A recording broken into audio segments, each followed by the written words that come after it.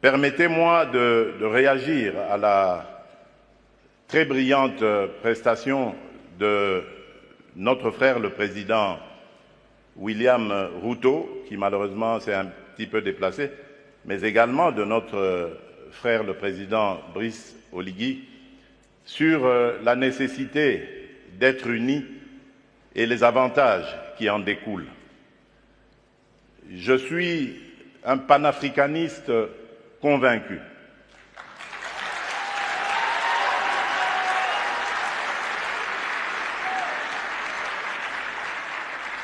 Et je suis vraiment rompu à cette conviction.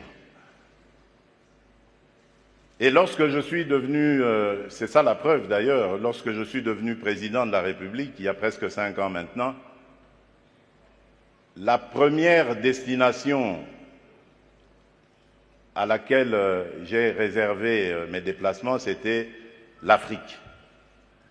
J'ai commencé par le Kenya, à l'époque du prédécesseur du président Ruto, puis je suis passé par l'Angola et je suis arrivé en République du Congo, chez notre aîné, puis j'ai fait le Rwanda et l'Ouganda, et depuis lors,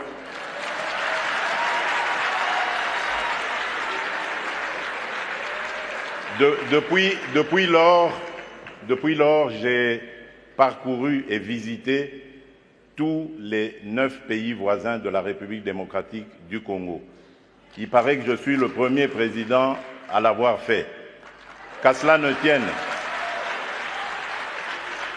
tienne, mon but était de parler à tous mes interlocuteurs, mes pairs, de la nécessité que nous avons de vivre en paix, de vivre unis et de développer des projets qui vont être à l'avantage de nos populations respectives.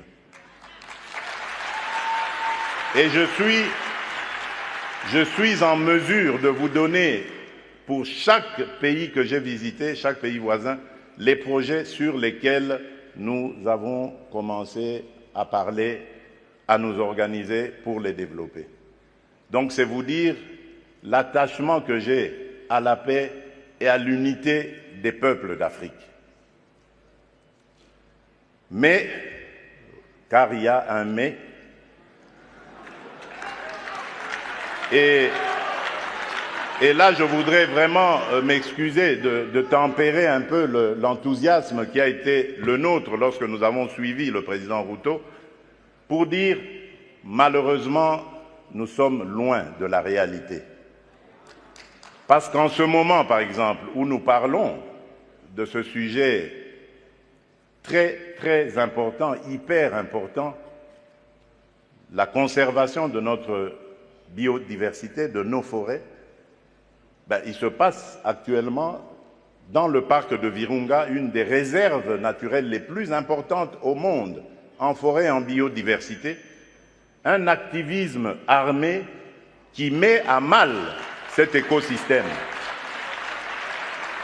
qui le détruit. Et cela n'a pas été décidé à Washington, à Paris, à Bruxelles ou à Londres. Ça a été décidé en Afrique, et plus précisément à Kigali.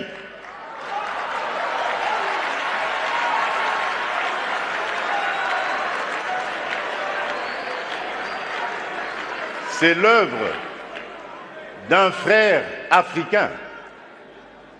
C'est pour vous dire que nous devons bannir l'hypocrisie qui est entre nous.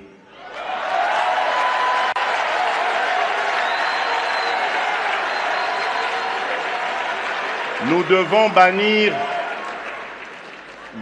bannir des fléaux tels que le tribalisme, la haine de l'autre. Et c'est là, je crois, que nous pourrions parler d'abattre nos barrières, d'effacer les tarifs douaniers, etc. Tout simplement parce que, malgré nos engagements, rappelez-vous, à l'Union africaine, l'horizon 2020 était l'objectif pour faire taire les armes en Afrique. C'est devenu une chimère. Et nous ne nous en offusquons pas. Nous ne condamnons pas. Et tant que ce sera comme ça, il faudra oublier toutes les bonnes initiatives telles que celles préconisées par le président Ruto. Nous devons avoir le courage de nous regarder entre Africains, les yeux dans les yeux.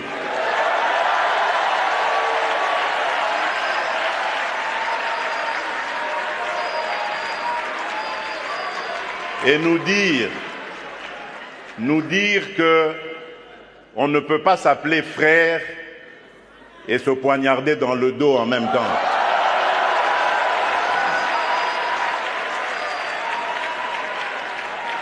Nous devons arrêter de rejeter nos responsabilités sur les étrangers non africains. La colonisation, ça fait une soixantaine d'années qu'elle allait terminer en Afrique.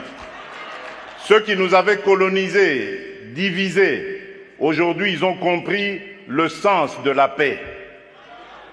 J'en veux pour preuve la France et l'Allemagne, pour ne citer que ces deux pays, qui étaient les meilleurs ennemis dans le passé et qui sont les meilleurs amis aujourd'hui, le moteur de l'Union européenne. Tant que nous ne réfléchirons pas comme ça, eh bien ces gens-là, ces amis, ces partenaires à qui nous rejetons toujours la faute, ils continueront à nous prendre pour des irresponsables, ils ne nous respecteront jamais.